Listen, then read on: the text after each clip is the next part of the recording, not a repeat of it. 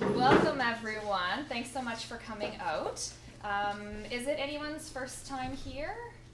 There's a few people in the crowd. So what I'm going to do as soon as we're done introducing here, I'm going to pass out some forms that you can fill out just to tell us a bit about yourselves and what brings you here and so on. So I am Amanda Gates and this is Greg Ross. We work for Royal LePage Atlantic.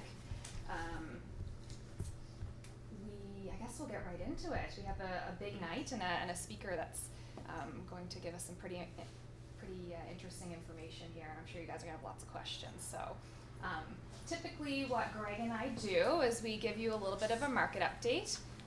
So if we can roll right into that. Okay, we're good. So these are, I'll go over in a little more detail. We have a few new faces here. So these are our weekly stats. So when we talk about, how is the market? This is kind of a snapshot of how the market is, and it's year to date. So as of February 18th, so very recent stats.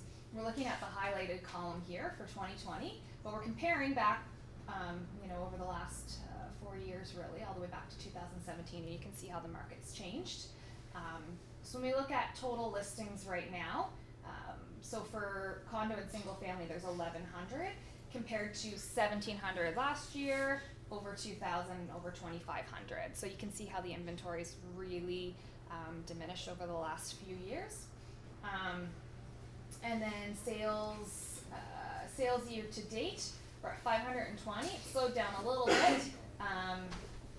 Welcome. Have a seat wherever you'd like. There's coffee and some treats in the back. But still, more sales than there were in previous years with more inventory. So when you're looking at high sales with a low amount of inventory, that's kind of what's created our seller's market that we're in right now.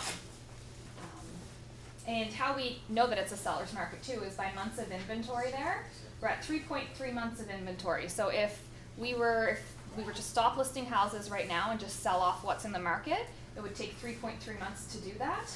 Versus 5.6, 7, and 9, and prior to those years it was even higher. So around 6 months is a balanced market, and under that is a seller's market. So we're in a pretty strong seller's market right now. You'll also notice average time on market, 69 days. That's pretty quick, and this is a big area too. So you're looking at some of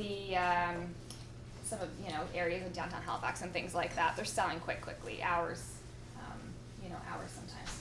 So, also when you're looking at average sale price,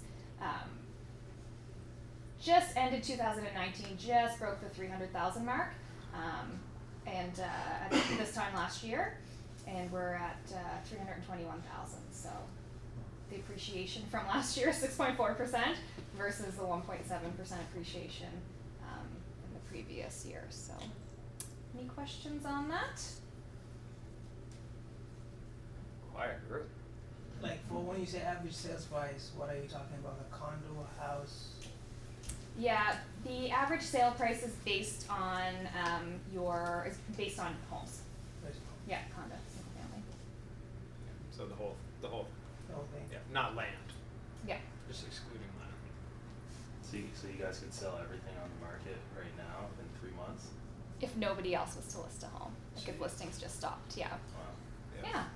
So pretty interesting, I think. Shows how strong the seller's market is right now. And there's definitely reasons still to buy in a seller's market, so don't let that scare anyone who's looking to buy. Definitely still some deals and stuff to be out there, but you just need to be pretty quick to jump on them and sometimes find some creative ways to find them versus just waiting for them to pop up on the MLS. Yeah. For appreciation ratios, usually between 1.7 to 2.2 every year. Why the jump this year, 6.4? It's the demand. Yeah. So what we're seeing is a lot of homes are selling, I think the last time we talked about this, it might even be higher now, 25% of homes are selling at asking price or above right now. So a lot of competition, a lot of homes selling at over asking price, which is quickly inflating these average sale prices. So yeah. Good deals are out there. You just have to be able to take a deep breath, and keep evaluating the deals the way you would on a regular basis and keep your emotions intact Mhm. when you're. Do you have a forecasting model for like end of Q1 into Q2 to see the trend? Like is it going to tighten? Is the appreciation going to grow? Not on here, but I did go to a CMHC forecast, and they are saying that it's going to continue to be a pretty strong market, but it is going to slow versus over the last 12 months. This is their prediction, that we're going to see it slow down slightly. It's just because of the lack of inventory. You know, there's only, like, the actual sales are going to go down, as you're starting to see, not much, but the last couple of months you guys were in here, we were looking at sales year to date way higher than previous years, and now it's starting to slow a little bit because there's only so many homes to buy. Do you guys work mostly with buyers or sellers? And what would you say is your percentage split? Well, It fluctuates with the yeah, market. you have to fluctuate with the market. Yeah. So right now it's a heavy buyers. There's a lot of buyers in the market. So Yeah. we're creating new and innovative ways to go out there and find things that are not on the market, or you just have to dig deeper and be more persistent. Okay. So yeah. As a when you're listing a place, as a strategy question, one of the boxes to tick on the agreement of purchase and sale is whether or not you will let potential buyers know if there are competing offers in the market. Mhm. What are your thoughts on that particular strategy? I mean, in this market, it's used as to position a fear of loss. So by not telling, I had that exact situation happen to a property last week where they were keeping all bids closed and whether or not they had offers. And the reason they did that was to take advantage of what's happening with the market right now, and get everybody out there, and it worked. There was probably a dozen offers at the end of the day. But it also, like, on the flip side of things, if you were told as a buyer, it depends on what you're buying it for. If you're buying it for an income property, you're going to be more, you're going to make decisions on numbers versus emotions. So if it was a single family home and they had 10 families that really wanted to be into that neighborhood and they knew there was 10 offers, everyone's going to put in their strongest, highest offer versus if they don't know there's any. Like, if you were going out there and buying it and you knew there was a lot more offers on the table, you're going to be more aggressive. So it just depends. Like, I think every situation is different, what type of property it is, what the area it is, to make that decision. Yeah, and the market is a big Yeah. reflector on it. Last year, if you would have asked me, I would have said no. You should tell them. But this year, you can almost assume that it will be There will be competing offers. If it's priced right. priced appropriately Yeah. in a high demand area. Yeah. It's a buyer's market. Yeah. So reading into that, if I had an appraisal last year on a house that came in at 302, would it appraise this year at 321? More than likely. It depends on the area, because that's an overall picture. Like, some areas are appreciating quicker than others to make Okay. that overall number, but yeah, if you're in an area where homes are jumping up in price, for sure. Okay. The further you go outside of the city, of course, the appreciation isn't as high. It just takes a little bit. If you're 45 minutes from the core, then of course your appreciation may not be the full 6.4%. They catch up, but not as fast. Yeah. So districts 1 to 40, what does that encompass? HRM, Yeah. pretty much. It's a huge area, so that's why, these are overall numbers. Your average home price in certain areas are going to be way above 3, and in certain areas below 3. It's kind of an overall picture of it. Yeah. Are we able to get those reports for specific districts? Yeah.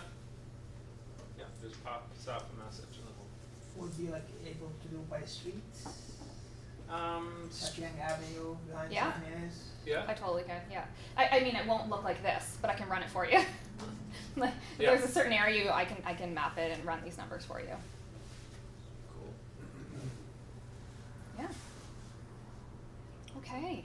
Well, thanks so much. If you have any other questions you think of after this, just let me know. Greg's up next, I Yep. believe. So I don't have any tech recommendations, but I do have a book recommendation. It's Principles by Ray Dalio, and how that applies right now and the market that we're going in is setting up a set of principles for yourself and using those principles to make your decisions. So whether you're in a strong market, a weak market, whatever it is, as long as you stick to your principles to make your decisions, you should have similar outcomes.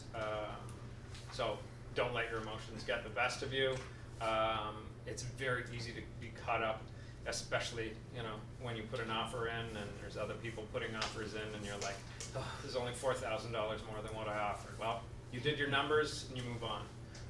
So keep to those principles. And one of the good quotes in the book that I enjoyed was pain and reflection equals progress. So you always learn from your mistakes, I guess. So that's about it. I didn't want to take up too much time tonight, guys, because we have Eric Luchik from HRM to talk about some exciting center plan stuff. So we'll get right to that, unless anybody has any questions for us.